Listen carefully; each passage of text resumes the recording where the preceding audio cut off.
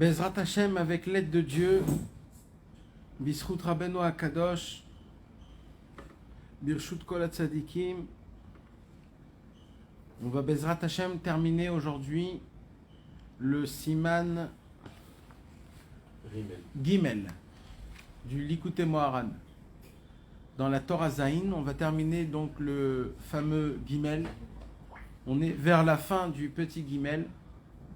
Et Bezrat Hashem, ce soir, avec l'aide de Dieu, on va entamer une grande partie de la Torah Zayin, où on va connaître la majorité des conseils que Rabbeinu nous donne à travers les petits problèmes que Rabbeinu nous propose. Des petits, je dis en petits termes, mais en vérité, on parle de l'unique importance, l'importance de la Géoula, l'importance de la venue du Mashiach. Bien qu'on a expliqué le cours dernier qu'il y a une différence entre la Géoula et la venue du Mashiach. La Géoula, c'est plutôt général, et la venue du Mashiach, c'est un point qui est longuement parlé, mais qui n'est pas obligatoirement attaché à ce qu'on appelle la Géoula. Mashiach peut venir avant que la Géoula elle soit venue. La Géoula, elle peut être même avant que Mashiach y vienne. Le Mashiach, c'est juste un siman, c'est juste un petit... un plus qu'il y aurait grâce au Mashiach. Mais la Géoula en elle-même, elle veut dire beaucoup de grandes choses. Rabbi Nachman de Breslev nous apprend quelque chose de très important. Il y a ce qu'on appelle Eretz Israël, et il y a l'opposé de Eretz Israël, c'est quoi? C'est Mitzrayim, c'est l'Égypte. Eretz Israël fait lien, fait référence à la Emouna, la Tfila. Eretz Israël, c'est la terre où Akadosh Baruch Hu, il nous donne ce cadeau de pouvoir être totalement remis dans ses mains à Hachem. Et que les prières et la façon de comment prier, elles sont beaucoup plus grandes et beaucoup plus importantes et beaucoup plus fortes quand ils sont en Eretz Israël. Parce que Eretz Israël, c'est le pays qui est au-dessus de la nature. Eretz Israël, c'est le pays que la langue dans laquelle on parle en Eretz Israël, c'est pas la même langue qu'on parle en Chutz La'aretz. En Chutz La'aretz, en dehors d'Eretz Israël, la langue qu'on parle, c'est la langue de la nature, des règles, de la logique, du système, de l'enchaînement. Une chose emmène à une autre chose, et une autre chose emmène à une autre chose, et comme ça j'avance. Bien sûr, la prière peut aider, mais l'essentiel là-bas fonctionne à travers un mathématique qui est simple, et il y a des lois à garder. Par contre, Eretz Israël ne fonctionne pas du tout à travers ces lois, à travers le système, à travers le monde. Eretz Israël, c'est une terre que cette terre, elle t'apprend à te renforcer dans la Emouna. Comment? En te brisant toutes les notions que tu as accumulées quand tu étais en dehors de Eretz Israël. En dehors de Eretz Israël, tu connais les règles, tu connais les lois. Il y a le travail, il y a les payes, il y a les connexions, il y a les procédures. Et quand un homme y suit, quand un homme y suit les règles, apparemment il y réussit. Mais Eretz Israël, comme on habite dans le palais de Hachem Yitbarach, alors Akadosh Baruch Hu a décrété qu'en Eretz Israël, les lois, ils ne sont pas pareils. Ils ne sont pas pareils. Les lois, c'est une autre loi. Lehavdil, elef alfe alafim, veriber evavot, en mispar. Lehavdil, c'est comme le Vatican. Le Vatican, il est où? À Rome. Rome, il est où? En Italie. Rome, parce que soi-disant il y a une importance du Vatican, Rome est devenu un pays, le Vatican est devenu un pays autonome. Maintenant, le Vatican de base, c'est pas un pays autonome, c'est un quartier. Mais il y a une langue, il y a un drapeau, il y a une pièce, une monnaie.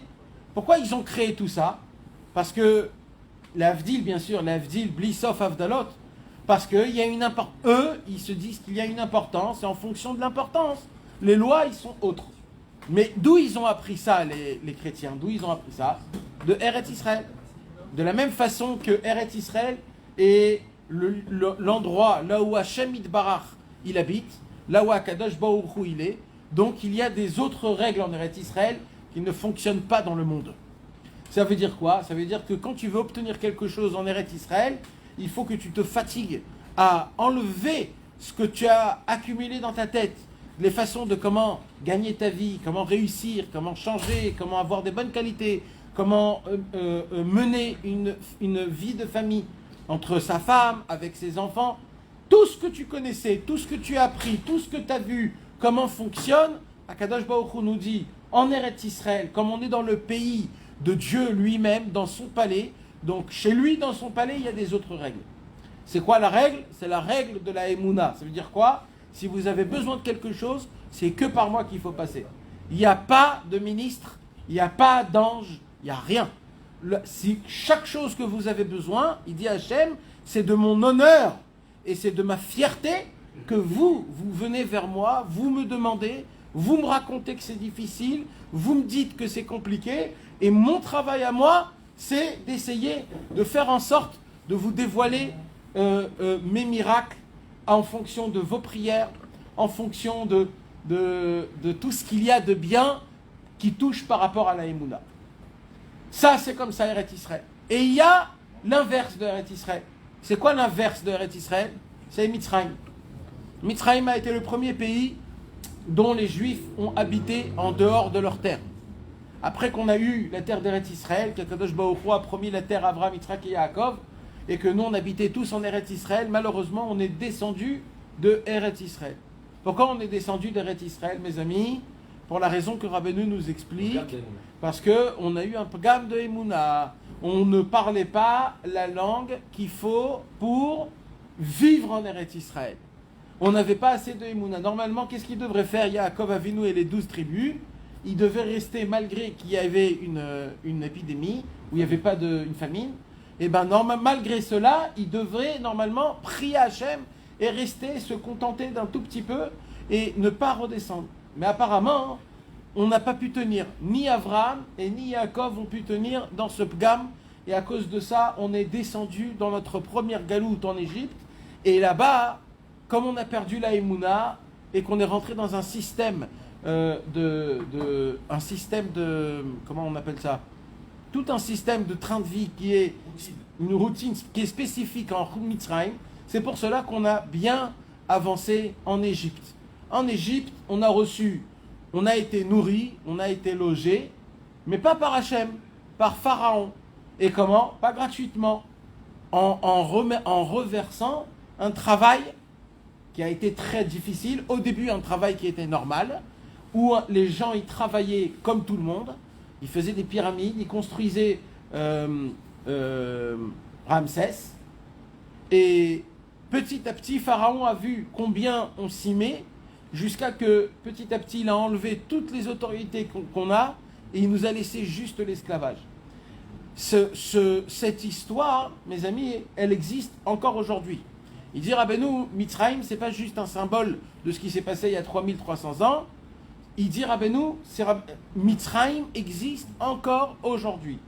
C'est qu'aujourd'hui, on est rentré par notre choix, que nous, on a choisi d'être esclaves à la société, au travail, à ce qu'on doit payer, etc. Qu'on le veuille ou pas, on a aujourd'hui l'obligation d'aller au travail et d'amener de l'argent parce que c'est très très très difficile. Mais il faut savoir une chose, que la Emouna, il y a une force dans la Emouna, même de s'obtenir tous mes besoins qu'à travers Akadosh Baruch Hu. Ça existe. C'est ce que Hachem nous demande de au moins le travailler dans notre tête. Parce que d'après ce qu'on a expliqué le cours dernier et avant-dernier, le langage royal qu'on va parler dans le monde en entier, quand Mashiach viendra, ça sera le langage que de Emouna. Donc Rabbeinu nous dit, si dès maintenant on ne sait pas parler ce langage-là, Mashiach ne peut pas venir. Parce que lui, son langage, c'est qu'un langage d'Emouna. Si le Mashiach va nous appeler, on va lui dire, écoute, on travaille, on ne peut pas de 10 à 1, on ne peut pas. Alors le Mashiach, il ne peut pas avancer de cette façon-là. Donc le Mashiach, il a besoin d'abord que déjà qu'on a au moins des notions, même si on ne le fait pas, au moins qu'on a les notions dans la tête, de se préparer à ce travail-là, d'être prêt à tout remettre à Kadosh Baruch Hu le moment venu. Mais en vérité, mes amis, sans aller trop loin dans le travail, dans la parnassa, sans aller trop loin, en restant proche, sans... Combien de fois des petits problèmes qu'il y a dans notre vie, on essaye de les résoudre nous-mêmes, sans les associer à Hachem. Pourquoi ? Parce qu'on croit que ce sont des petits problèmes qu'on peut les arranger. Mais qu'est-ce qu'il fait Akadosh Baruch Hu ? Akadosh Baruch Hu, tout de suite, quand il voit que les petits problèmes, on peut les gérer, il nous fait montrer que même à travers des petits problèmes, ça te rend complètement fou et ça t'enlève toutes les forces que tu crois que tu pouvais les... Pour te faire montrer qu'en vérité, les problèmes, ils ne sont pas là pour que tu les résous, mais les problèmes, ils sont là pour que tu te remets à Hachem, pour que tu l'associes dans ta vie, dans tes problèmes, dans tes demandes, dans tes rêves et dans tes espoirs. Et c'est ça que Rabbeinu nous apprend. Par contre, l'Égypte ne nous apprend pas ça. Quand je dis le mot Égypte, je fais rentrer dans ce mot Égypte la notion de tous les 70 peuples qu'il y a autour du monde, que leur travail c'est quoi ? C'est de nous éloigner d'Hachem pour une pure raison qui est la jalousie. Le monde aujourd'hui jaloux le peuple juif pour une seule raison. Pas parce qu'on a des terres, pas parce qu'on est riche, pas parce qu'on est beau, pas parce qu'on est sage. Pas pour tout ça, pour une autre raison. Et la seule raison c'est laquelle ? C'est que nous, on est le fils préféré d'Akadosh Baruch Hu et que Akadosh Baruch Hu nous préfère à nous et à notre service pour une raison. Pourquoi Hachem nous a préférés ? D'abord, pour rien, mais il y a quand même des qualités. C'est quoi ? C'est qu'on a la possibilité de sans comprendre, se mettre à Hachem. S'annuler. Ça s'appelle ça s'appelle la Emouna. C'est quoi la Emouna ? C'est que dans la logique, tu ne comprends pas, et même que tu ne comprends pas, tu le fais et tu t'appuies et tu es entier avec toi-même. Ça, un goy, il ne peut pas le faire. Un goy, il est obligé qu'on lui explique. Il est obligé. Nous, notre beauté, c'est que quand Hachem nous a proposé la Torah, on a dit Naaseh Venishma. On a dit on fera tout ce que tu demandes et après on comprendra. La compréhension, elle n'est pas très importante. Donc, ce qu'il faut savoir, c'est que Naaseh Venishma n'est pas dit que dans la Torah. Naaseh Venishma est dit dans toutes les 613 mitzvot, qui fait partie en premier quoi ? Anochi Hashem Elohecha, le fait qu'il faut avoir la Emouna dans Akadosh Baruch Hu, même si je ne comprends pas comment ça fonctionne. Et ce combat entre Eretz Israël et Mitzraïm, c'est un combat qui se fait tous les jours. Le combat entre ce qu'on appelle la Hashgacha et la Teva, entre la providence divine et les lois de la nature. La providence divine et les lois de la nature sans cesse se contredisent l'un avec l'autre. Sans cesse il y a un combat. Et sans cesse il y a un vainqueur. Sans cesse il y a un vainqueur et c'est nous qui donne comment on dit ? La médaille. C'est nous qu'on donne la médaille. Comment ? Sinon on va d'après la Emouna ou alors on va d'après les lois de la nature. Quand on va d'après les lois de la nature, on donne raison, on donne le tampon à quoi ? Aux lois de ce monde-ci en s'éloignant d'Hachem. On a ce qu'on veut, on obtient ce qu'on a envie, mais pas dans le bon chemin. Et Eretz Israël nous apprend que malgré les lois de la nature, malgré le système de ce monde-ci, en me jetant sur Akadosh Baruch Hu, en ayant la Emouna, en priant, en ayant de la Emouna dans la prière et en essayant de se rapprocher des tzadikim, grâce à ça, on a la possibilité donc de vivre une vie qui s'appelle la vie d'un juif, c'est-à-dire de vivre tout le temps la Emouna et la Tefila. Ça s'appelle, mes amis, jusqu'à maintenant, ce qu'on a étudié, le premier et le deuxième thème du Likutei Moharan. Après, on a commencé à avancer dans la troisième lettre. Là où Rabbi Nachman...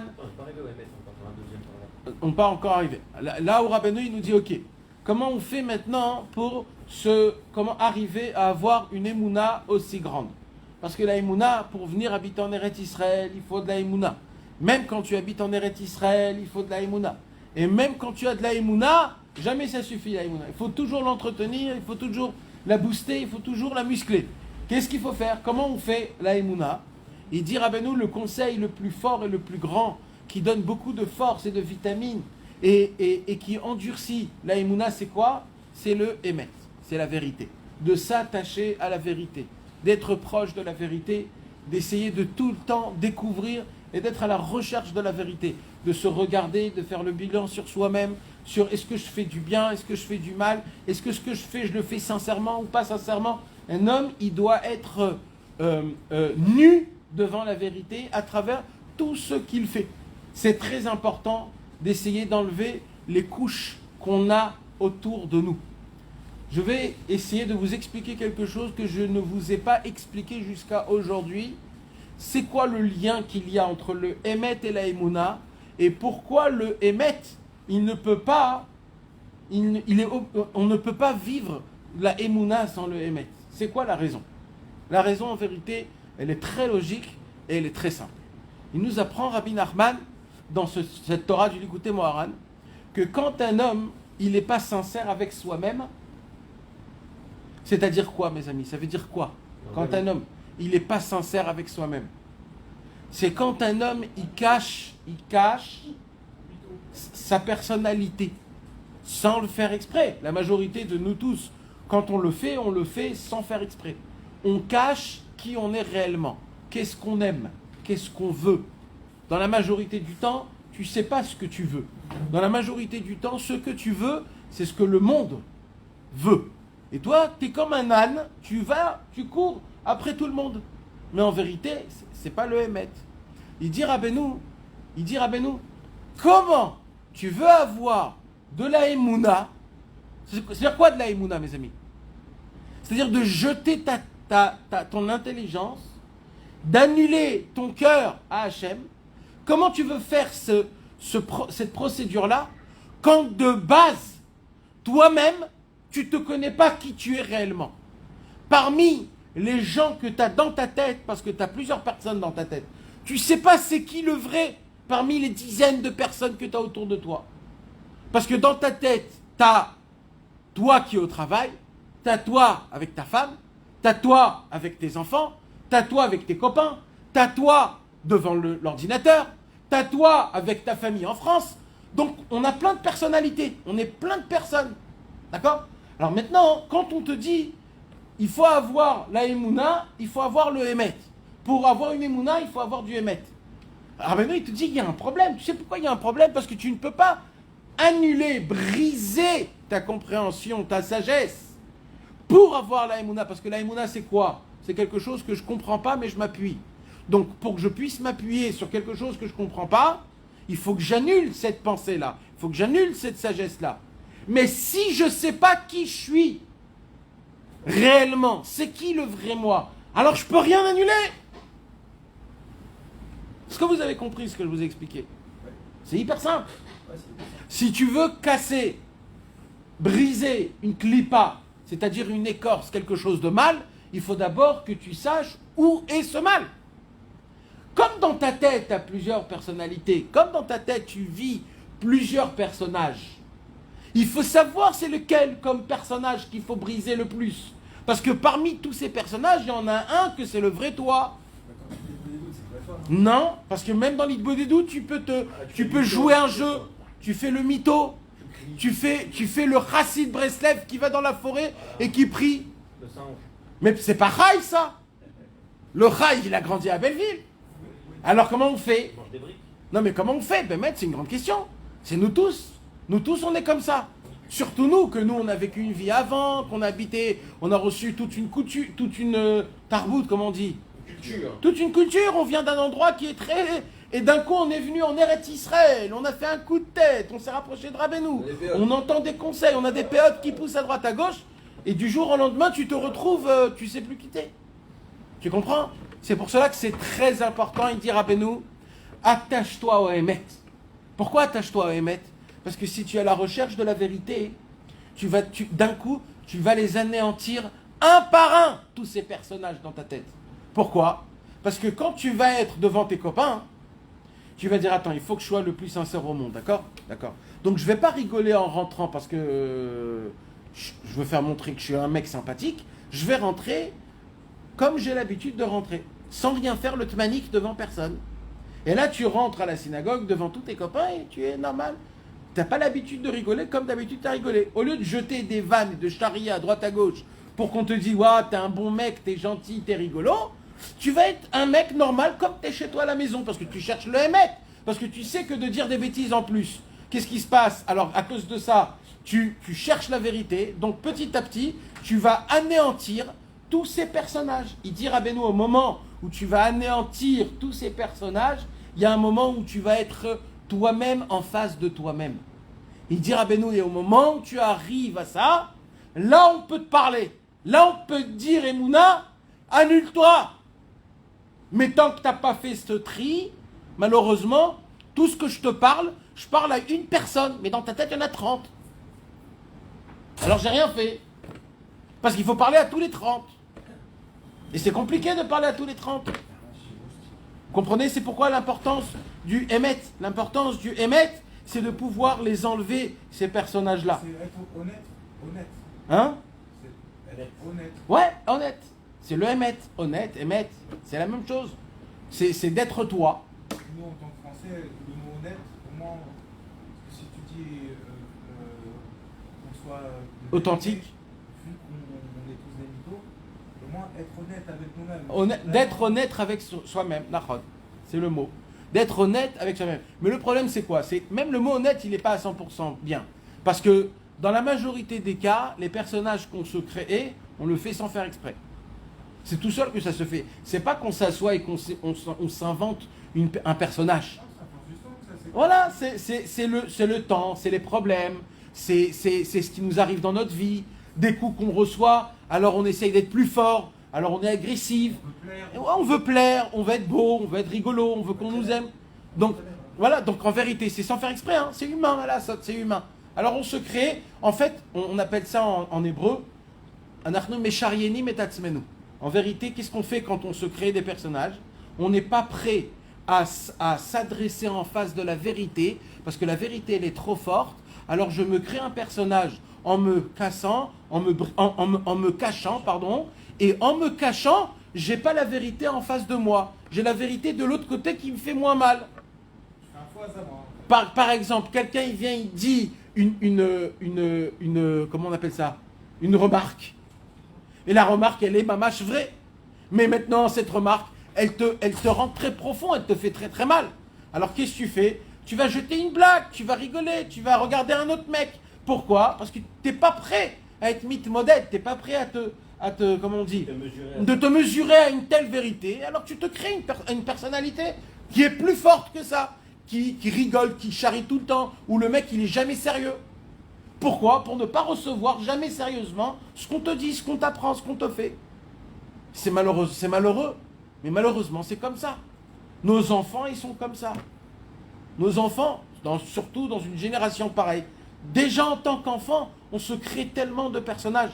À l'époque, c'était quand on devenait plus un peu mévougar, comment on dit, adulte. Mais aujourd'hui, même en tant qu'enfant, un enfant, ce qui se passe à l'école, ce qui se passe dehors, les iPhones, les enfants se créent des personnages. Et j'en parle pas quand on parle de dessins animés, que ça nous rajoute dans le dimion, ça rajoute dans l'invention, que les enfants aujourd'hui ils veulent être des Goldorak et des Superman et des Batman et des je ne sais pas quoi, parce que pour eux ils regardent ça en tant qu'un héros qui a peur de rien. Et un enfant il veut quoi? Il veut avoir peur de rien, il veut qu'il soit écouté, il veut que...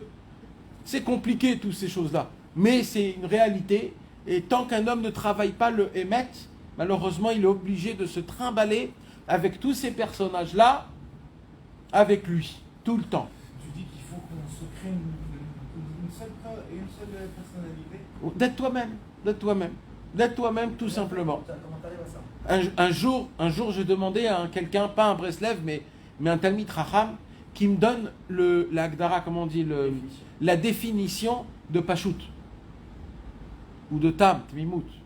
Donne-moi une définition, plus ou moins d'après la Torah, d'après ce que tu connais, etc. Il a dit, quand t'es toi-même. C'est ça, Pashut. Pashut, c'est quand t'es toi, le plus toi possible. Comme ça, il dit. C'est la seule Agdara. C'est d'être toi. De ne pas être quelqu'un d'autre. T'es bien, t'es pas bien, c'est mes défauts. J'ai mes qualités, j'ai mes défauts. Non, nous on veut montrer que nos qualités. On veut cacher nos défauts, et même nous on veut pas connaître nos défauts. On veut pas connaître, ou alors c'est l'inverse. Ou alors on regarde que les défauts, et on veut pas connaître nos... Ça dépend, les gens. Les gens qui ont un mezeg tov, ou alors un mezeg ras. Qu'ils ont une, je sais pas comment on dit. Une sorte, il y a des gens qui ont plus tendance d'être positifs et des gens qui ont tendance plus d'être négatifs. Mais dans tous les cas, on ne veut pas comment on dit, se dévoiler, se mettre à nu devant la vérité. C'est très dur, ça fait très mal. Mais déjà intellectuellement, pour faire le tri de ce que ton cerveau, déjà c'est déjà pas déjà. De quoi? Intellectuellement, de se poser et de penser ce qui est réellement moi et ce qui n'est pas réellement moi. Déjà, de commencer à imaginer, de commencer à le faire, déjà t'as mal à la tête. Nahon. Mais c'est parce qu'on s'est habitué du tordement. On est tordu. On s'est habitué à cette tordement, je ne sais pas comment on dit. Notre nouvelle nature, c'est d'être ménique maintenant. Maintenant, nous, ce qui n'est pas simple, ça nous fait mal à la tête. C'est comme par exemple quelqu'un, il mange toute la journée, pendant des années, des bislis, des bambas, du fast-food, plein de problèmes, il mange que des bêtises et des bêtises. Et un jour, il se dit, je vais faire une cure, je veux faire un lavage du corps. Et le monsieur, il commence à faire de cure de pommes. Il mange que des pommes et que des pommes. Qu'est-ce qui va se passer après une journée, 2 journées? Il va commencer à avoir mal à la tête. Pourquoi il va avoir mal à la tête? Il va se dire, ah, c'est parce que je manque de manger, etc. En vérité, il a mal à la tête, pourquoi? Parce que le corps, il commence à être propre. Et il n'est pas habitué à ça. Alors le cerveau, il dit, qu'est-ce qui se passe? Jusqu'à maintenant, tu m'as donné des bêtises à bouffer et tout ça. Je me suis habitué à ça. Maintenant, tu me donnes des bonnes choses. Je ne suis pas habitué à ça. Alors en fait, qu'est-ce qu'on dit? On dit que le mal de tête, en fait, c'est le signe que le corps commence à fonctionner. Il commence à recevoir, c'est la même chose. Dans la Vodat Hashem, nous, on s'est habitué, malheureusement, à avoir des personnages sans fin. Donc quand on commence à les anéantir, on se dit, ouh là là, je suis tout seul dans l'histoire là. Ça fait très peur. Bah oui, ça fait très peur. Mais c'est toi. C'est toi. Et c'est quoi qu'on veut, en vérité? On veut quoi? Qu'est-ce qu'il veut Hachem? Hachem, il ne veut pas que ce sont les personnages que moi j'ai inventés, que c'est eux qui servent Hachem. Parce que c'est eux qui servent Hachem. Aujourd'hui, on regarde comment prier. Alors on fait pareil, on recopie. Alors on se balance, ou alors on fait les bras comme ça, ou on fait des oitate, alors on tape des mains. Mais c'est pas dans notre nature ça. Alors pourquoi on le fait ça? Parce que ça aide ça comme de passer des mains.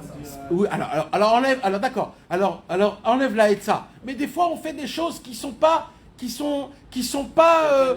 voilà, c'est pas de la nature et c'est écrit nulle part et c'est comme une sorte de je veux rentrer dans le circuit, j'essaye de faire pareil, et ça mes amis, ça, des fois c'est bien, je dis pas que c'est mal complètement. Des fois c'est bien parce que sans ça on peut pas commencer à rentrer. Mais il faut savoir une chose, que ça s'arrête pas ça s'arrête pas là. Normalement tout ça doit t'aider à avancer. Malheureusement on s'arrête à tout ce qui est extérieur. Et à cause de ça, on n'avance pas. Donc Rabbeinu, il dit, cherche le Hémet. Sois après le Hémet. Conduis-toi de la même façon partout. N'essaye pas de jouer un jeu. Et comment je peux savoir c'est qui ma vraie personnalité? En cherchant la vérité, en essayant d'être simple, surtout simple, de ne pas penser. Vous savez mes amis, j'ai fait attention à quelque chose dernièrement qui est le plus simple au monde. Je ne sais pas comment... Je suis un imbécile que j'ai pas capté ça depuis très très longtemps, mais c'est hyper simple. J'ai fait attention que moi je me regardais à moi-même. Quand on étudie beaucoup, alors normalement tout ce qui se passe après dehors dans ta tête, ça travaille tout le temps. Tu essayes d'adapter ce que tu vois, ce que tu entends à travers ce que tu étudies. Donc moi dans ma tête, ça n'arrête pas. Moi je veux toujours essayer de décrire la situation, de donner un nom à la situation qu'il y a. Et toujours, et peut-être ça c'est comme ça, et ça c'est comme ça, ça c'est comme ça. Et qu'est-ce qui se passe dans ta tête? Ça n'arrête pas de travailler jusqu'à que tu arrives à une conclusion et tu conclus. Et je vais vous dire la vérité, les 90% des conclusions, c'est des conclusions qui te mettent de la hatzvout, de la tristesse. Tu arrives en fin de compte à une conclusion de désespoir. Et j'ai compris quelque chose qui est très simple, ce que Rabbeinu il nous parle et ce qu'il nous dit. Rabbeinu, il a dit arrêtez de penser, arrêtez de réfléchir, Arrêtez de donner des noms à des situations. Arrêtez de croire que vous comprenez. Vous ne comprenez pas. Je vais vous dire quelque chose, il dit Rabbeinu. Vous savez, c'est qui parle dans votre tête? C'est que le Yetzer Hara, il n'y a personne d'autre. Il n'y a personne d'autre. Tu peux étudier toute ta vie, tu peux faire tout ce que tu veux. Le seul qui parle dans ta tête, c'est le Satan. Ah, je sais pas, on va pas rentrer dans où, quand, comment. Moi, je te donne les règles de base. Bien sûr, maintenant, après, des fois, Hachem te parle. Moi, je te donne les bases, en gros. Toi, tout ce que tu crois que c'est ça, ta conclusion que tu as fait comme ripouse, sache que c'est le Yetzer Hara. C'est quand tu peux savoir peut-être. Tout ce que je dis, c'est en gros. Hein. C'est quand tu peux peut-être t'appuyer. Ou que Rabbeinu lui-même, il te dit que tu peux t'appuyer sur ta pensée. C'est quand? C'est qu'après que tu as prié. Nous, on veut comprendre la situation à travers l'étude de la Torah, à travers les connaissances, à travers les sentiments, à travers le vécu. Ça, c'est du Yetzer Hara Gamour, c'est du... Pendant, après, l'homme échané, le Inyan, voilà, c'est que ça soit d'une manière que ça sort de la prière. Que ça soit après ou pendant, mais que ça sort de la prière. Mais il faut se dire quelque chose. C'est que tant que je n'ai pas mis mes forces dans la prière au sujet d'un sujet, tout ce que je vais avoir comme maskana, c'est-à-dire comme conclusion dans ma tête, c'est que le Yetzer Hara qui me donne. Tant que je ne l'ai pas prié, c'est le Yetzer Hara. Et malheureusement, mes amis, c'est comme ça qu'on fonctionne. Le cours dernier, on a parlé du fait de l'importance de recevoir des conseils. Qu'est-ce qu'il nous dit Rabbeinu dans la Torah? La Torah, Zaïn, Seif Gimel, il nous dit quoi Rabbeinu? C'est quoi le Hémet? C'est quoi le Hémet? C'est pas juste de s'approcher du Hémet. C'est de prendre conseil des tzadikim amitim. De prendre les conseils. On a énormément parlé du conseil des tzadikim, comme quoi quand tu prends un conseil, c'est comme un mariage. Et le mariage, c'est deux corps qui forment un. Quand tu prends un conseil d'un tzaddik, le tzaddik prend possession de ta vie, de ce que tu fais, de tes choix. Et tout ce que tu feras, c'est considéré comme une semence de vérité.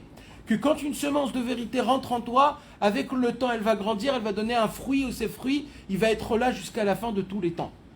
Maintenant, ça prend du temps. Mais les conseils du tzaddik, c'est des conseils qui sont là et que directement, ils font un effet. Et il dit Rabbi Nachman de Breslev, le conseil du tzaddik aujourd'hui, on le découvre où? À travers les livres.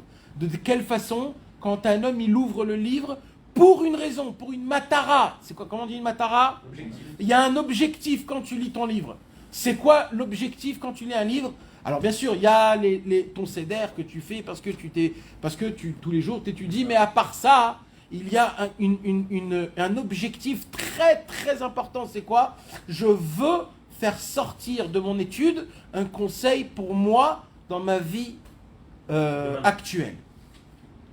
J'arrive pas, c'est pas mon problème, hein, mes amis. Je suis pas obligé à chaque fois de sortir avec un conseil. Mais au moins, mon objectif, c'est que j'ouvre mon oui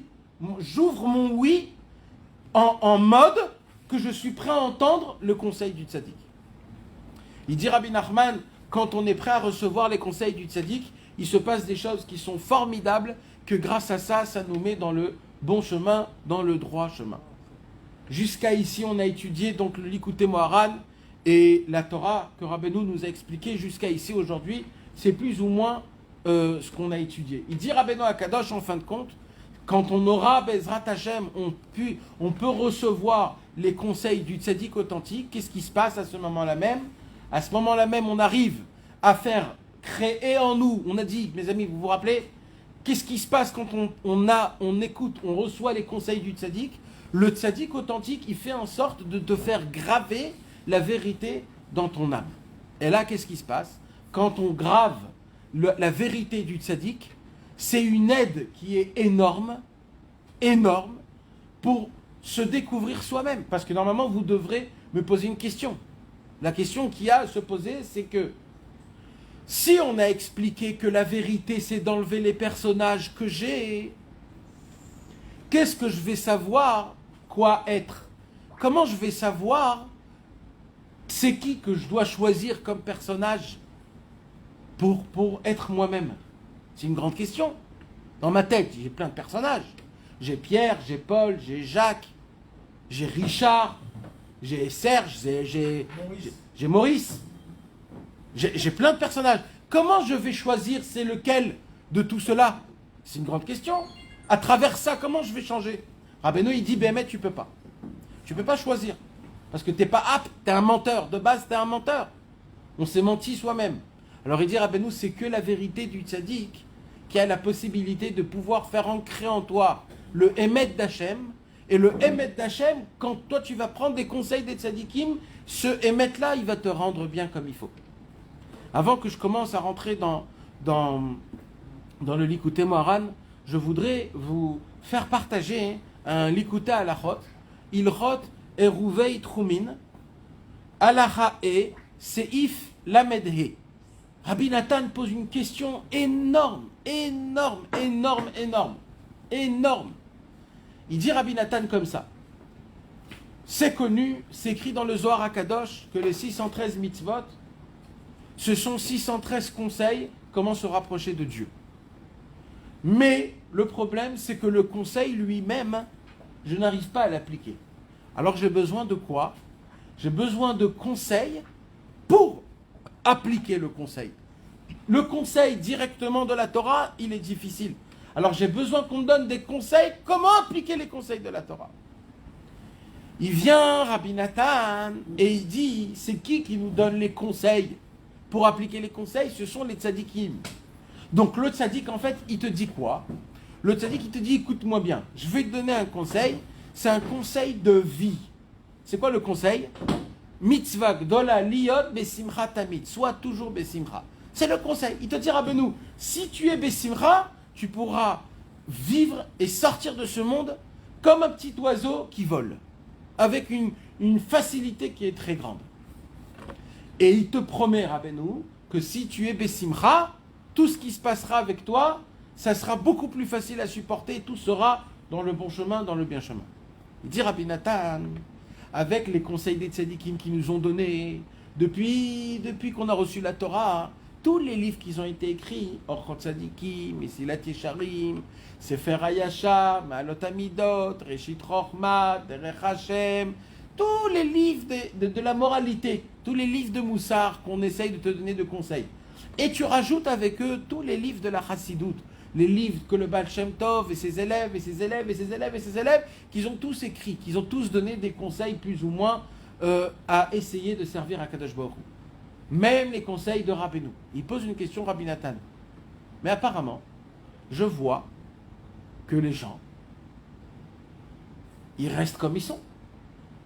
Donc, s'ils restent comme ils sont, ça veut dire quoi, mes amis? De dire que le conseil est mauvais? Non. Parce que c'est la Torah, c'est les tzadikim. Ils ont toujours raison, les tzadikim. Ils sont très forts. Et à plus forte raison, Rabbi Nachman, quand il a dévoilé le livre en entier des conseils, Rabbeinu est venu pour donner des conseils. C'est quoi donc la raison pour laquelle un homme, il n'applique pas ce qu'il faut appliquer, il ne se préserve pas de ce qu'il doit être préservé?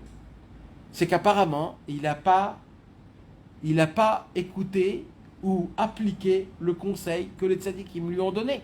Ça veut dire quoi? Ça veut dire qu'au lieu d'être joyeux toute la journée et de s'efforcer d'être joyeux, le monsieur, il ne s'est pas efforcé d'être joyeux. Et comme il n'a pas appliqué ce conseil, donc en fait, il a fait quoi? Il a été mekalkel laetza. Mekalkel laetza, ça veut dire, mes amis? Endommager le conseil. Comment on peut endommager un conseil? Vous savez comment on endommage un conseil? Comment on endommage un conseil? Quand quelqu'un te donne un conseil et que toi tu l'appliques et le conseil ne marche pas. Mais il ne marche pas parce que tu l'as appliqué. Il ne marche pas parce que tu l'as mal appliqué. Alors toi, tu l'as mal appliqué, mais dans ta tête, tu crois que tu l'as appliqué et tu vas dire ça ne marche pas. D'accord? Le bon conseil, tu l'as rendu un kilkul haetza. Tu as endommagé le conseil. Tu as rendu un vrai conseil, un conseil qui est faux. Et tu dis, je suis la preuve. J'ai fait le conseil, ça n'a pas marché. Il dit, Rabbi Nathan, ce que tu ne sais pas, c'est que tu as été mekalkel laetza. Tu as endommagé le conseil du tzaddik. Il dit, Rabbi Nachman, à un homme comme ça, on va lui dévoiler des autres conseils. À un homme comme ça, qui endommage les conseils, et qu'après il dit que le conseil que tu m'as donné pour servir Hachem, c'est des conseils que moi j'applique, et voilà, ça n'applique pas. Encore un autre exemple. Rabbi Nachman dit, Le désespoir n'existe pas. Alors un homme, il se dit, bon, j'ai des problèmes, j'ai fait des fautes, je ne peux pas me rapprocher d'Hachem, mais je ne vais pas tomber dans le désespoir. Et plus il se renforce dans l'espoir, plus il lui arrive des choses jusqu'à qu'il tombe dans le désespoir. Et là, il dit, voilà, le désespoir, il existe. Qu'est-ce qu'il fait là? Il est mécalquel là et ça. Il endommage là et ça. Il prend un vrai conseil qui est valable, un conseil de vie, un conseil où tu peux t'en sortir. Et tu dis, je suis la preuve que le conseil ne fonctionne pas. Il dit, Rabbi Nathan, c'est très grave. Pourquoi? Parce que on a dit quoi le cours dernier, mes amis? Comment on a terminé le cours dernier? Avec le fameux Likuta Alachot, où Rabbi Nathan, il pose la question, c'est quoi la merveille du tzaddik? La merveille du tzaddik, c'est que le tzaddik, tous les jours, il dévoile un nouveau conseil à travers ses enseignements qui est fait en particulièrement, personnellement, pour toi-même, en fonction de ta vie, des mitzvot et des averot que tu as fait. Le conseil t'appartient que pour toi, que pour aujourd'hui. Demain, il y en aura un autre. C'est ça le conseil du conseil? Alors, c'est ça le conseil du conseil. Alors maintenant, imagine-toi que toi, tu ouvres le livre de Rabbeinu Akadosh et tu arrives à prendre de ça un conseil qui est pour ta vie à toi. Et qu'est-ce qui se passe à ce moment-là même? Tu essayes d'appliquer ce conseil et tu vois qu'il n'y a aucun rapport avec ta situation, tu restes tout normal. Rabbeinu, il dit, ça s'appelle quoi? Il dit, Rabbi Nathan, ça s'appelle d'être mekalkel la etza. Tu endommages la etza du tzaddik haemet. Et là, il dit, Rabbi Nathan, c'est très grave alors de donner des conseils à un juif pareil. C'est très grave, pourquoi? Parce que le conseil que le tzaddik va lui découvrir pour lui-même à travers ses livres, même ça, il va le déformer. Il va croire que ce conseil-là, il ne fonctionne pas. Comment on répare une personne comme ça? C'est la question qui touche à nous, il nous touche énormément. C'est une question où laquelle on a l'obligation de répondre dessus. Et vous à cause du manque de l'émouna du tzaddik lui-même que ça ne marche pas. La vérité, c'est pas important d'où ça vient. Ça vient dans tous les cas. Si, parce que si tu sais d'où ça vient, tu peux réparer. Mais là, on te parle d'un monsieur il est tombé de la émouna, de la tfila, des Nissim, de Eretz Israël et du Emet. De base. Oui, c'est ça qu'on parle. Et on lui dit quoi? On lui dit, rapproche-toi des conseils du tzaddik. Donc le monsieur, il se rapproche des conseils du tzaddik. Il est déjà dans un problème de émouna, tfila, Nissim, Eretz Israël et Emet et émouna. Donc c'est normal qu'il tombe. Mais c'est une question que Rabbi Nathan y pose. Il dit, moi je ne comprends pas la logique de ce que Rabbeinu il explique ici. Parce que un homme, qu'on va lui donner un conseil madoud, ça veut dire mesurer d'après ta mesure à toi. C'est que à toi. Toi, avec ton imbécilité, tu vas soi-disant l'appliquer, tu vas faire un semblant d'appliquer, et en fin de compte, tu vas dire, ça ne m'aide pas, je suis la preuve. Je l'ai fait, je l'ai appliqué, ça ne fonctionne pas. Rabbi Nathan, il dit, alors comment on aide quelqu'un comme ça? Pourquoi le tzaddik se fatigue à lui trouver tous les jours un conseil? C'est deux questions, ça. Oui, c'est une qui rentre dans l'autre. Pourquoi? Est-ce que moutard, Bichlal, de lui donner un conseil à un homme comme ça? Parce que cet homme-là, il va commencer à dire du mal, il va commencer à dire ça ne fonctionne pas. Et vous voulez savoir c'est quoi la réponse de Rabbi Nathan? Et la réponse, elle est encore plus forte que la question. Rabbi Nathan, il n'est pas allé chercher une réponse qui va te dire waouh. Rabbi Nathan, il te dit la réponse, elle est simple. Quoi? Le tzaddik connaît le problème. Et en fonction de ce problème-là que je tordre tout et que j'arrive malgré tous les conseils à essayer de dire ça ne fonctionne pas, le tzaddik, il a des chemins qui sont nifla beyoter. Il dit Rabbi Nathan, c'est des conseils qui vaut pas de tous les tzadikim, il dit Rabbeinu. Il dit, vous voulez savoir c'est quoi le nom du Mashiach? Comment il s'appelle le Mashiach? Shiloh. C'est un des noms. Nachman. C'est un des noms. C'est un des noms. C'est un des noms. Non, c'est pas un des noms. Ah, si on a dit, c'est Yoetz, non? Pele Yoetz. Pele Yoetz. C'est quoi Pele Yoetz? Le conseiller Pélé. Le conseiller exceptionnel. Le prodigieux conseiller. Pourquoi Rabbeinu dit que le Mashiach il s'appelle le Pele Yoetz? Parce que les conseils qui donne le Mashiach, c'est des conseils que même avec une personne que tout ce que tu lui donnes, il le rend mauvais, même avec une personne comme ça, il y a la possibilité de y aller dans des chemins jusqu'à qu'il va arriver dans le droit chemin. C'est pour cela, mes amis, que ce que moi je veux vous faire comprendre un petit peu, c'est quoi? C'est de comprendre que les conseils que Rabbeinu il nous donne, c'est pas juste un livre d'enseignement, comme plusieurs livres d'enseignement, comme plusieurs tzadikim qui donnent conseils, ou tu peux appeler ça des ségoulottes, tu peux appeler ça... il faut savoir une chose, que les conseils du tzadik amiti, mes amis, ce sont des conseils qui ont été travaillés, polis, mesurés, aiguisés, de toutes les façons, de toutes les mesures, qui ont été faits au millimètre près, pensés, repensés, travaillés, retravaillés, pendant des millénaires, depuis Moshe Rabbeinu, à Rabbi Shimon Bar Yochai, au Harizal, au Baal Shem Tov, tout a été remodifié, retravaillé, reperformisé, tout a été fait jusqu'où on arrive, avec plus de 2000 ans ou 3000 ans de travail, où Rabbeinu il vient et il te dit le conseil final qui termine et qui prend sur lui toutes sortes de problèmes, toutes sortes de bêtises, toutes sortes d'imbécilités qu'on a dans notre tête, et avec tout le mal qu'on a en nous, le conseil du tzaddik à émettre, c'est Kulo Zera Emet. C'est une vérité que aucun mensonge peut trahir cette vérité.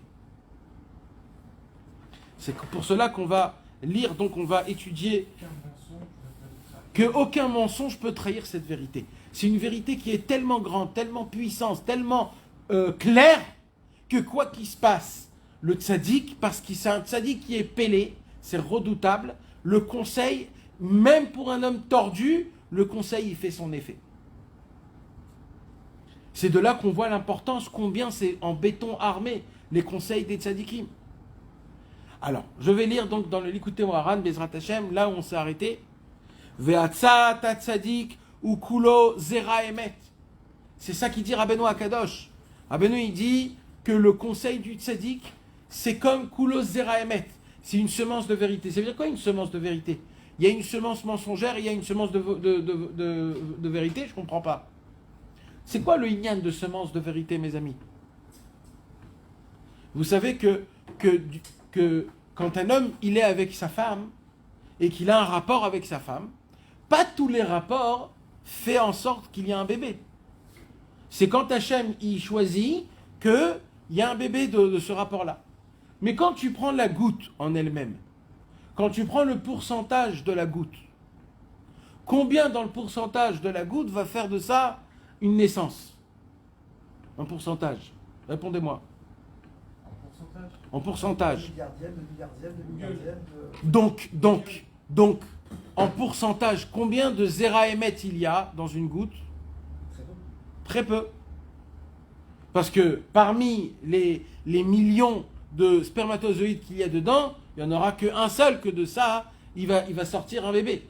Donc, en fait, c'est 1, pas pour cent, 1 pour 300 millions.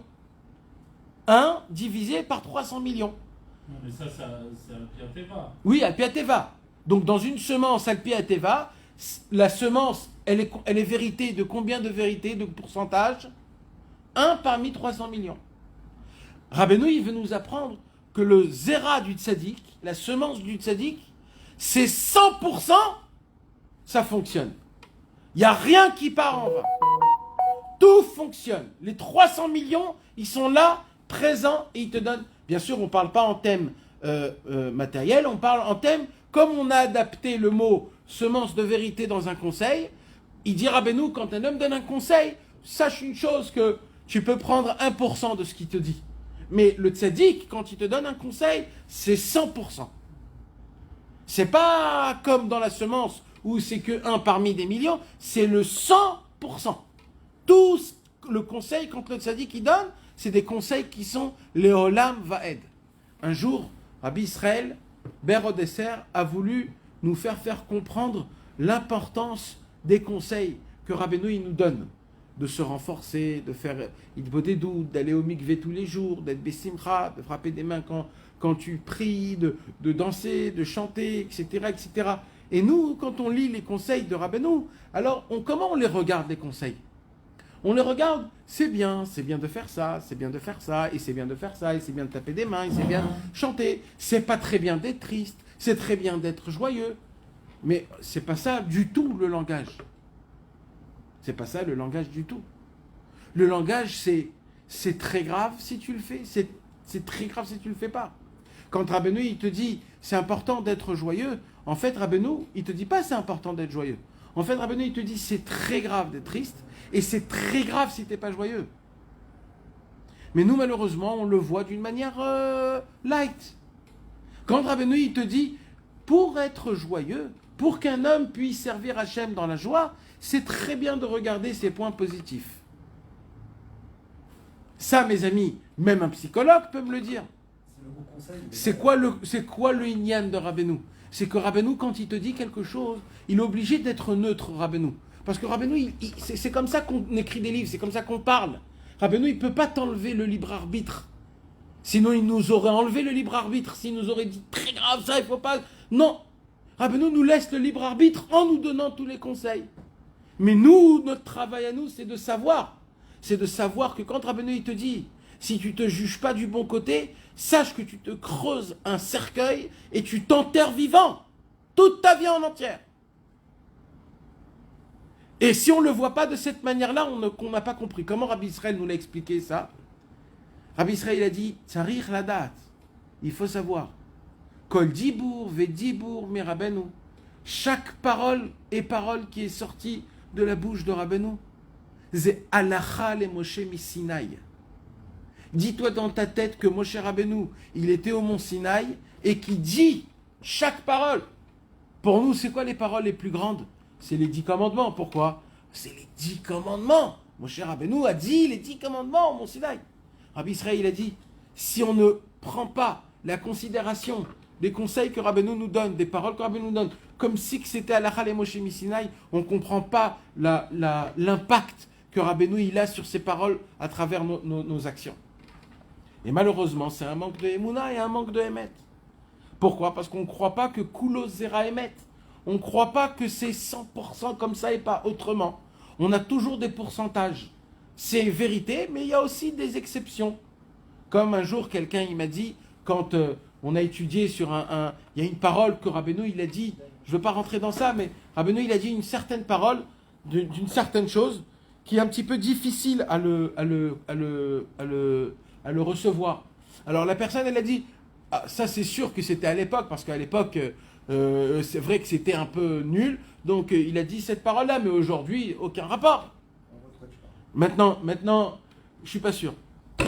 Non, c'est pas ça. Et c'est pour cela, mes amis, qu'il faut savoir, c'est Kulo, Zera, Emet. Kulo, Zera, Emet, Mamash. Je me rappelle à notre yeshiva,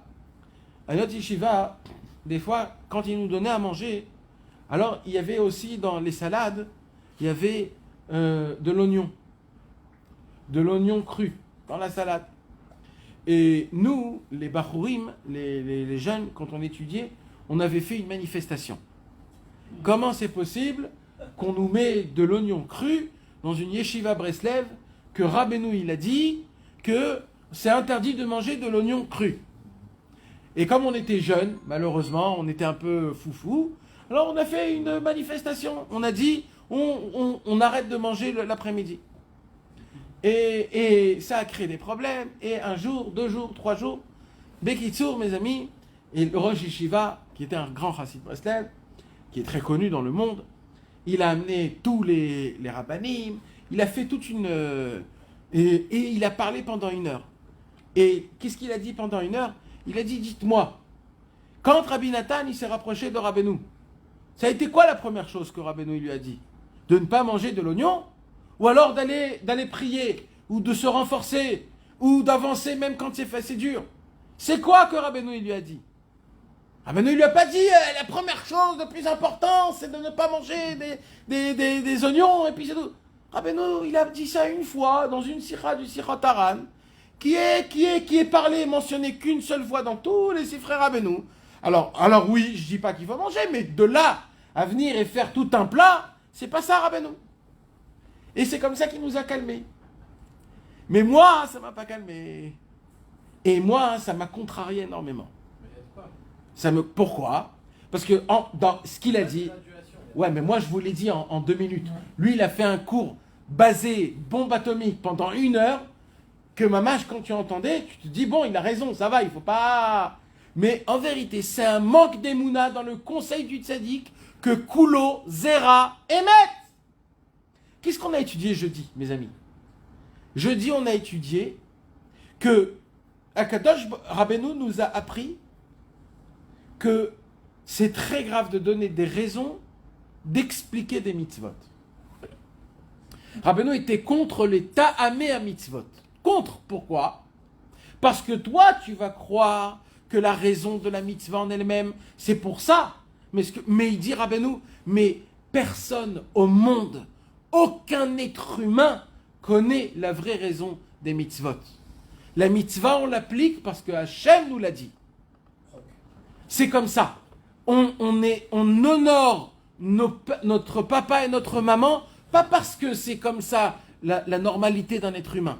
On les honore parce que c'est la Torah qui nous a dit. On ne mélange pas le lait et la viande, pas parce que le lait et la viande, ils ont découvert aujourd'hui que c'est mauvais pour la santé. C'est parce que Hachem nous l'a dit. Il y a encore plein d'autres choses qui sont, on va dire, où on t'explique les tamam mitzvot. Il dit... On a... Et je vais vous donner un petit exemple. J'ai donné cet exemple. Il y a écrit que, dans la Gemara, dans Masechet Shabbat, il y a écrit que c'est bien, c'est important de manger de l'ail, Erev Shabbat. C'est important de manger de l'ail. Hommes, femmes, enfants. C'est important de manger l'ail. Alors, la Gemara, elle pose la question, c'est quoi, pour quelle raison? Alors, la Gemara, elle dit, parce que ça crée de l'amour, et ça fait en sorte qu'il y a plus de semences, que la semence, elle soit fortifiée, bien comme il faut. Et comme le Ona de Talmidei Chachamim, c'est mi Shabbat les Shabbat, comme il y a une mitzvah de Shabbat en Shabbat, donc on veut faire en sorte que grâce à cette union de Shabbat, que tu as mangé cette ail, ça va renforcer ce qu'il faut, ça va engendrer un enfant. C'est simple. Et là, le Gaon de Vilna, il vient, il pose une question, il dit, si c'est ça, les enfants, ils n'ont pas besoin de manger d'ail. C'est le thème de la Gemara. Le Gaon de Vilna, il dit, chas v'shalom. Ça, c'est une raison parmi 100 milliards de raisons. C'est une raison. Là, mes amis. Quand Rabbeinu, il t'a dit, mitzvah gdola liot besimcha tamid. Toi, dans ta tête, sans que tu le veuilles, tu t'expliques tout de suite quand tu entends cette parole. Oui, bien sûr, c'est très bien, c'est important, la joie, ça te donne beaucoup de choses, c'est bien pour la santé, ça te fait avancer, ça donne une bonne humeur, ça te donne de bonne énergie. Dans ta tête, tu dis, Dachon, il a raison, Rabbeinu. Tu donnes un tampon à Rabbeinu, à Tatsodek, Rabbeinu. Moi, j'infirme, Rabbeinu, c'est bon, à Tatsodek. Rabbi Nathan, il nous dit, vous savez, quand Rabbeinu, il a dit mitzvah de la liot besimcha tamid, personne au monde sait c'est quoi la vraie raison. Personne au monde. C'est aucun rapport à ce que tu crois.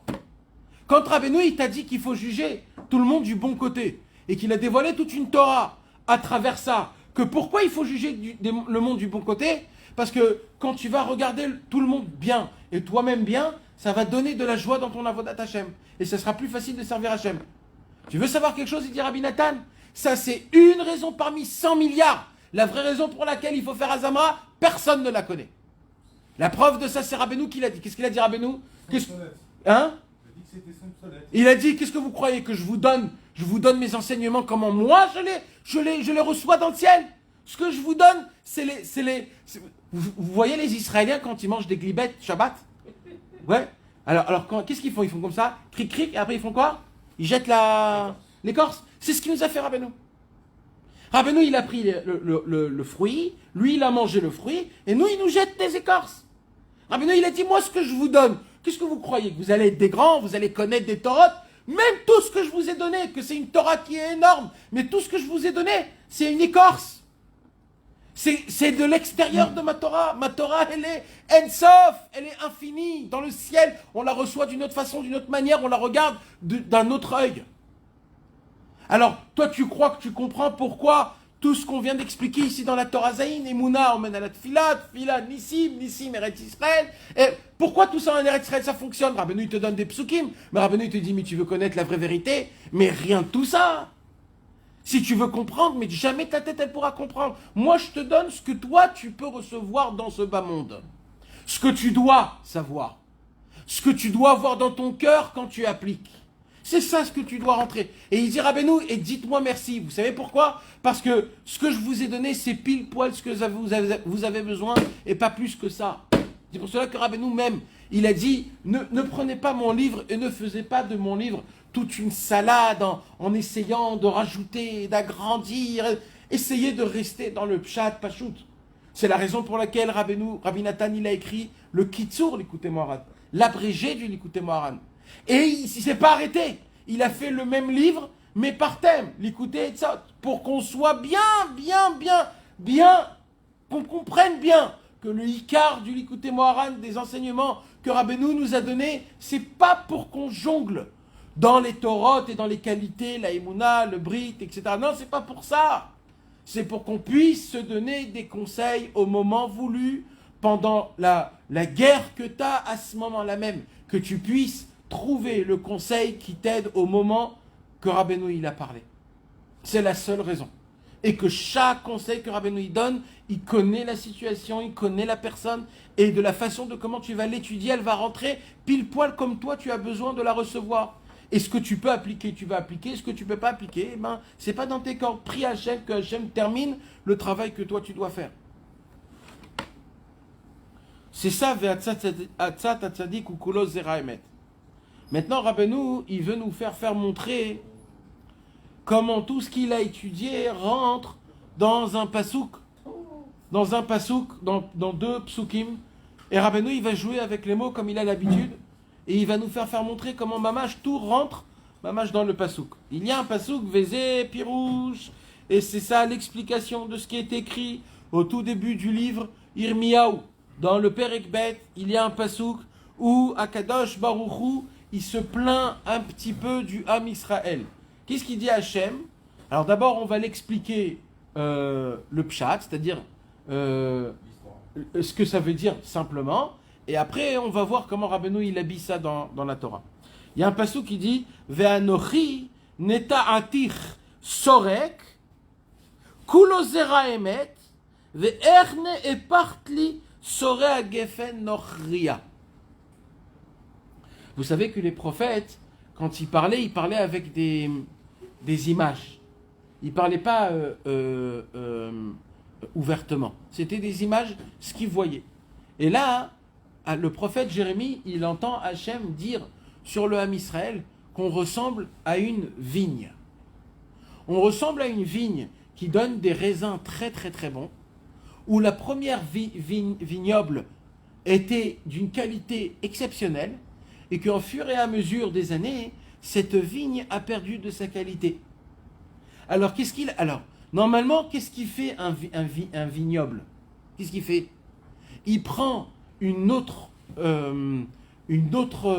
branche d'une autre vigne et il fait quoi? Il a un cépage. Il la greffe avec la vigne qui est un petit peu malade, et grâce à la vigne qui est fraîche, bonne et forte, ça va donner de la force à la vigne normale. C'est comme ça que ça se passe? Alors, il y a un problème. C'est quoi le problème? C'est que si tu veux garder la vigne, la sorte de la vigne comme elle est telle qu'elle, le vin, ce vin-là, il faut que tu choisis une autre vigne qui appartient à ce terrain de raisin, pour que le raisin puisse rester dans la même famille.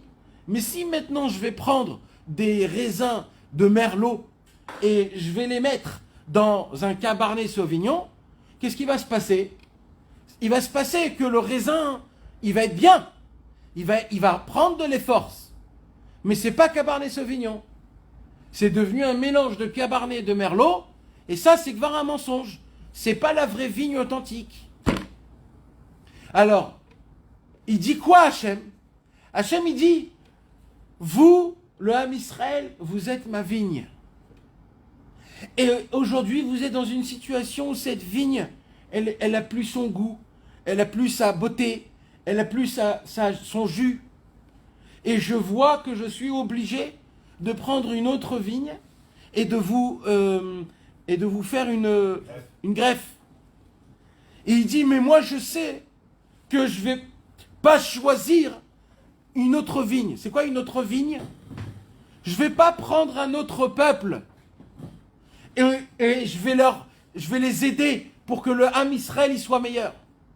Je vais chercher une vigne qui est la même zan, comment on dit?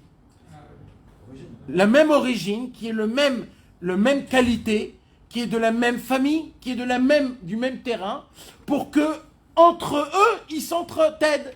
Et apparemment, si je le fais ça, qu'est-ce qui doit me sortir apparemment? Une vigne très forte, parce que ça reste dans la famille, c'est le même sorte. C'est que Cabernet Sauvignon et pas quelque chose d'autre. Et apparemment, après 2-3 mois, je dois voir que le vigne, eh ben, elle commence à se prendre. Et là, qu'est-ce qu'il dit Hachem Itbarach? Maintenant que je vous expliquais tout ça, vous allez comprendre. Ve'anochi, moi, il dit Hachem, neta atir sorek. Moi, j'ai implanté, j'ai greffé une vigne qui est authentique à la tienne. C'est pas une autre vigne. C'est la même vigne qui est juste à côté de toi. J'ai juste pris la vigne la meilleure. Donc apparemment, qu'est-ce qui doit sortir de ça? Une vigne qui est meilleure. Kulo zera emet. Moi, c'est quoi la semence que j'ai mis dans la vigne? C'est une semence de vérité. C'est quoi une semence de vérité? C'est-à-dire, c'est la même sorte. C'est pas une semence d'un autre, de Merlot, de Shiraz. C'est la même sorte que le tien. C'est ça, Kulo zera emet. Et qu'est-ce qui s'est passé? Ve'erne epart li sorea gefen nochria. Comment j'ai planté une vigne qui est la même sorte, qui est de la même famille, du même terrain, du même arbuste, et c'est sorti de ça des raisins secs. Comment? J'ai tout fait comme il faut. Qu'est-ce qu'il dit Hachem? Hachem, il dit, au début, il y avait Avraham, Yitzhak et Yaakov, la plus belle vignoble possible. Comment on dit? La plus belle vigne possible. Malheureusement, on est descendu de niveau, on a perdu notre beauté. Malheureusement, à l'époque du prophète Jérémie, on n'était pas bien en termes. Et là, qu'est-ce qu'il a fait à Kadosh Baruch Hu? C'est quoi? Qu'est-ce qu'il a fait pour replanter, pour que la vigne soit le meilleur? Qu'est-ce qu'il doit faire, Hachem? Il doit nous donner des tzadikim, que les tzadikim nous donnent une semence de vérité. C'est quoi la semence de vérité, mes amis? C'est les conseils. Donc, de quoi on parle dans le pasouk ici? Il dit Rabbeinu, c'est quoi le pasouk? De quoi il parle le pasouk? Qu'en vérité, Hachem, il a vu que notre problème à nous, c'est quoi? C'est qu'on n'arrive pas, à découvrir ce inyan, d'appliquer la Torah parce qu'on n'a pas les bons conseils. Mais quand on nous donne les bons conseils, on nous donne ce qu'il faut pour être bien, grâce à qui? Grâce aux tzadikim, que c'est sûr et certain que les tzadikim, leur greffe qu'on va faire, c'est une greffe que automatiquement, elle te rend bien comme il faut. Parce que quoi? Kulo zera emet, c'est une semence identique à ce que tu as besoin. Mais même après ça, malheureusement, parce qu'on ne reçoit pas les conseils du tzaddik, alors on est sorti de mauvais. Ça, c'est l'explication simple du prophète Jérémie qu'on a étudié. Maintenant, Rabbi Nachman, il dit comme ça. Ve'anochi neta atir sorek, bechinat geoula. C'est-à-dire quoi la geoula? C'est que normalement, anochi neta atir sorek, normalement, si on entend les conseils du tzaddik, comme c'est du kulo zera emet, donc si on aurait écouté les conseils du tzaddik, on aurait tout de suite greffé le emet en nous, le emet va engendrer la emuna, la tfila, nissim, eret Israël, geoula. Mais si on n'a pas reçu le conseil du tzaddik comme une vérité générale, alors à cause de ça, qu'est-ce qui se passe? Je ne peux pas me greffer la vérité, donc il manque dans la Emouna, dans la Tfila, dans Nissim et dans Eret Israël. Et je dois être en galoute, c'est ce qui se passe aujourd'hui. C'est ce qui se passe aujourd'hui. Vous savez mes amis, aujourd'hui on est le 20 Sivan. Le 20 Sivan s'est passé des choses très graves.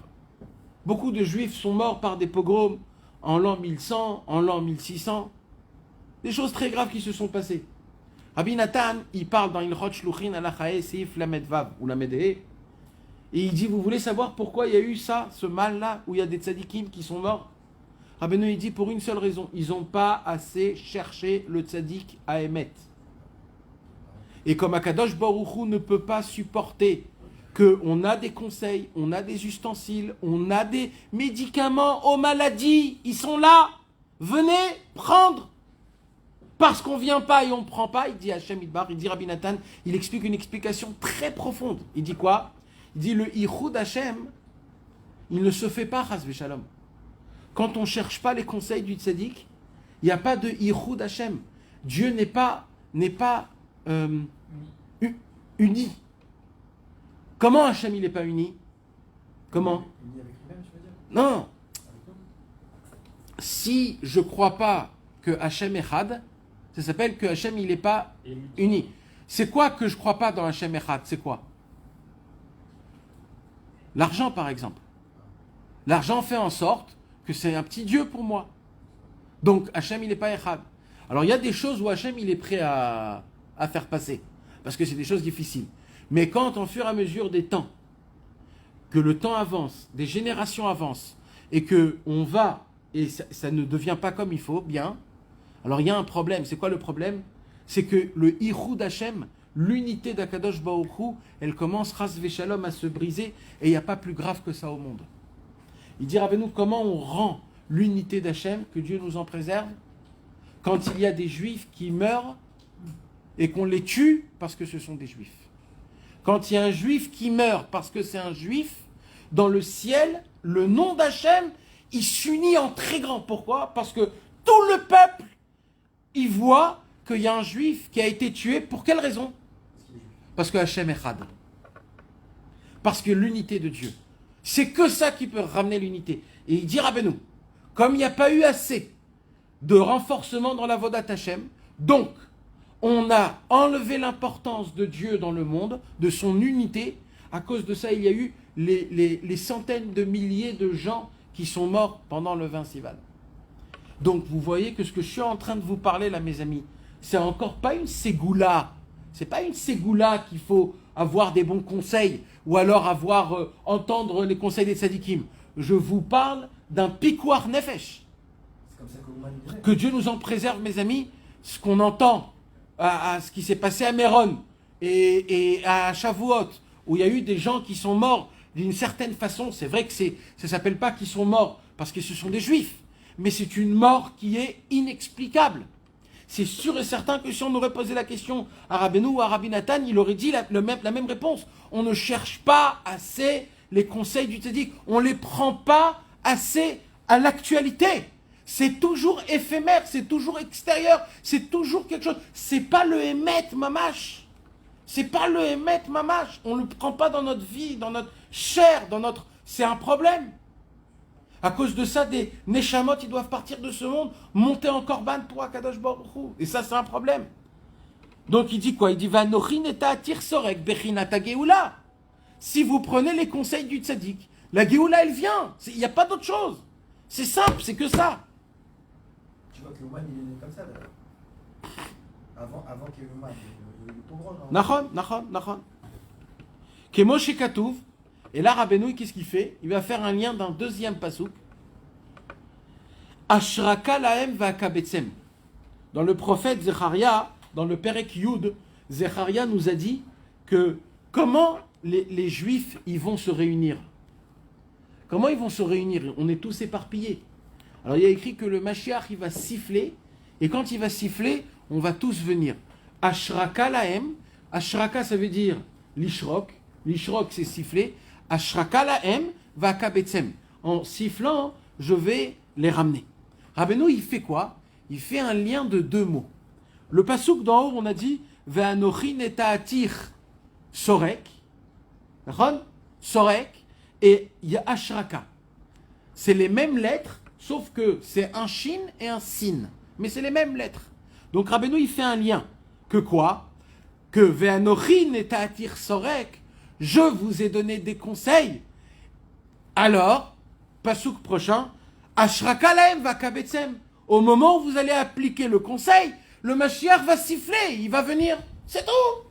C'est comme ça que Mashiach viendra. Comment? En associant les deux mots Shorek, Sorek. On a compris, les gars? Valiedema. Comment? Avec quoi? Alors là, il explique le basouk. Aliede, Kulo, Zera, Emet. C'est quoi qui nous a greffé, Hachem? C'est quoi qui nous a greffé quand il a vu que notre vigne n'est pas en bonne santé? Des tzadikim qui vont nous donner des conseils. C'est Kulo, Zera, Emet. Aliede, Atzat, tzadikim, Tavo, la Emet. Il dit Rabbeinu que quand un homme il va se renforcer, à appliquer, à étudier, à recevoir, même si tu n'arrives pas à appliquer, au moins reçois, Kabel et Zé. Le conseil du tzaddik, tu arriveras dans la vérité. Valiedeze, Nikret Emouna. Et là, Rabbeinu, il revient depuis le début du commencement. Comment on a commencé, mes amis? Regardez bien. Ve'i efshar lavo la emet. Et là, l'idée de karvout la tzadikim. Là, il faut passer toutes les pages, arriver et de dire Valiedeze, Nikret Emouna. Comment? Kaditra barba emet. La Emouna, il s'appelle Emouna quand elle est associée avec la vérité. C'est comme ça que la Emouna, elle existe. Valiedeze tavo Géoula. Quand on associe le Emet et la Emouna, le fruit qui sort du Emet et de la Emouna, c'est quoi? C'est le Mashiach, c'est la Géoula. Qui ou mekabel tipe asechet shel tzadik. Car au moment où l'homme, il reçoit les gouttes de son cerveau, c'est-à-dire les conseils, d'après un conseil qu'il reçoit de lui, Veze hen emet rafatzta. Dans le passouk on dit en emet rafatzta. Tu cherches la vérité, tu veux avoir la vérité. Batuchot baklayot, c'est-à-dire dans tes reins, parce qu'on a dit que d'où vient le conseil? Le conseil il vient des reins, parce que les reins ils font quoi? Ils cuisent le zéra, ils cuisent le conseil. Et au moment où il cuit le conseil, alors grâce à ça, qu'est-ce qui se passe? On arrive à obtenir un conseil qui est parfait, un conseil qui est comme il faut. Alors, Chorma Todieni, quand je suis prêt à recevoir un conseil du Tzadik Oemet, alors Chorma Todieni, ça me donne de la sagesse pour être fort et se renforcer dans la Emouna, chez Eskel et Kabel, type à mort, type à Sechel, que je puisse comprendre le conseil que le Tzadik, il écrit dans ses livres. Aliede et Tsacha Kabel même en recevant un conseil de eux. Vazaï, Eskel et Emet, et c'est comme ça que je serai méritant d'avoir la vérité. Qui a typé à Sechel, Nikra, Kulos, Zera, Emet, car la semence du cerveau du Tzadik à Emet, c'est-à-dire ce que le Tzadik il a comme conseil à nous donner, c'est du Kulos, Zera, Emet qui a été fait complètement, parfaitement, d'une manière le plus proche possible à travers la vérité. Quand on prend cette chose-là, on prend une semence de vérité énorme en nous, et cette charge, une charge de vérité qui est tellement puissante qu'elle greffe en toi, elle grave en toi une vérité qui va faire en sorte que toi, tu pourras te découvrir qui tu es réellement et avoir de la Emouna, et des Tfila, et des Nissim, et de Eretz Israël. Type à mort, il y a une différence. La différence, c'est que le moar, c'est en général, et dans le moar, il y a du sechel. Le moar en lui-même, c'est la sagesse en elle-même, que tu la comprennes ou que tu la comprennes pas.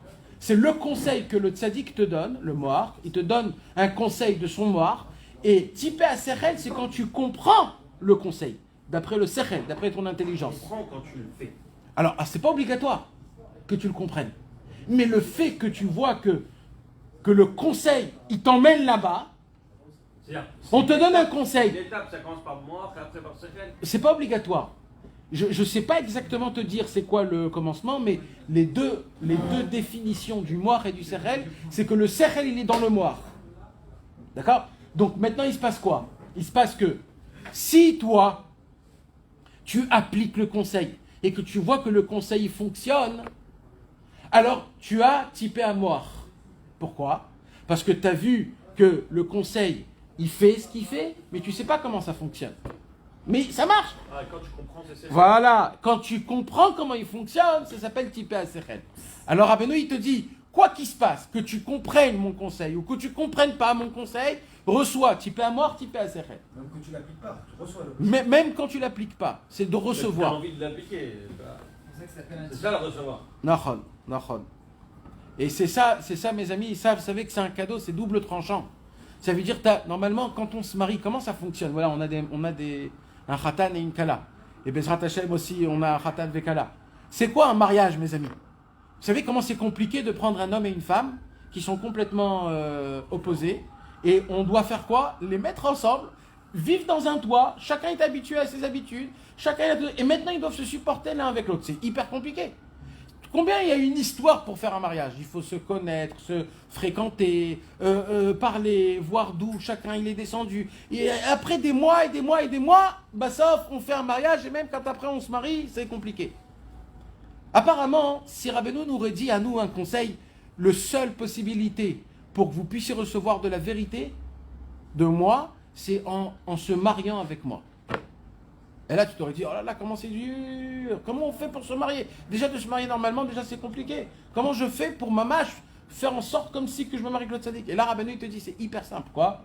Il suffit que tu prends un conseil à moi, ben mec, tu le prends, il est en toi, il est ancré en toi. À ce moment-là même, il s'est passé un iroud, il y a eu un iroud, il y a eu une union entre le tzaddik et son élève. L'élève a reçu la semence de vérité qui descend de son cerveau et qui va dans les reins et qui sort par sa bouche.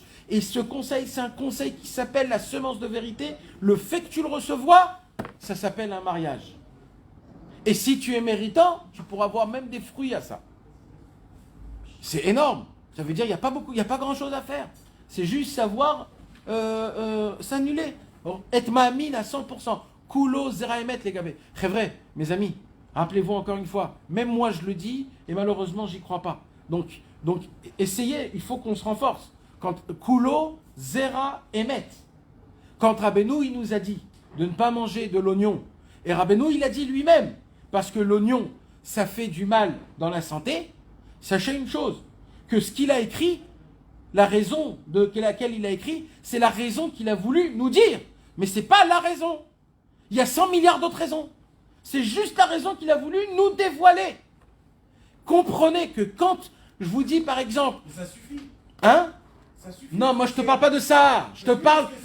Non, oui, moi je te parle pas de ça. Je te parle de comment toi, tu dois t'adresser à ça. Parce que si tu me parles bonne santé, pas bonne santé... Moi je fume, je bois du coca, je dors pas la nuit, je me fais du mal déjà beaucoup plus grave. Alors laisse-moi tranquille. Si un mec il est en bonne santé, C'est ça ce que je veux dire. Moi, ce que je veux dire, c'est que je le fais parce qu'il me l'a dit. Oui, mais t'as pas compris. Moi je veux expliquer. Pourquoi? Parce qu'il... T'as pas compris. Je veux veux expliquer Ils sont en bonne la- santé. Alors là tu vas dire, bah attends, il dit n'importe quoi, regarde, les oignons, bonne santé. N'importe quoi. On dit pas ça du tout. Mais pas toi, mais il y a des gens, ils vont dire ça, ils vont dire Mais quoi? je te parle pas de lui, je te parle de moi. Non mais c'est important parce que nous on est influencés de ça. Si on est influencés. Bien sûr. Pas du tout. Alors c'est la raison pour laquelle mes amis, quand vous voyez, vous entendez des conseils du tzaddik, ne croyez pas que vous comprenez. C'est un parmi. C'est rien. Il faut savoir une chose. Kulo zera emet. Kulo. Mais pourquoi tu dis qu'on essaie de comprendre? On essaie pas de comprendre. Mais si ça se fait automatiquement. Moshe, ça se fait automatiquement. Mais je te dis que j'ai pas la capacité de comprendre. Alors moi je parle pour moi. Moi je lis écrit, je fais. Zéro uniquement. Ashrecha. Bénis-moi s'il te plaît. C'est bon, Jacob. Non, mais mec. Les oignons. Tu manges pas l'oignon, c'est Ouais, uniquement principaux. Ouais. Alors. Ouais, mais moi je te dis ça parce que Tu manges moi... pas du poisson comme c'est écrit dans cette pyramide, tout ce qui est qu'il faut le Nahon, dire, zéro, nahon, principaux. nahon. Pourquoi les rentrer? Pourquoi, comment? Si ça marche pas. Nahon. En tout cas mes amis, Tu vois pas le café le matin? je vous souhaite une très très belle vie remplie de Emet et de Emouna. Bisrout Rabbeinu Akadosh, qu'on puisse recevoir tous les conseils des tzadikim amitim, Bezrat Hashem Itbarach. Ouais, j'adore. Vous avez prié avec tout? C'est passé par la lettre. Non, je suis pas sûr, on n'est pas sûr.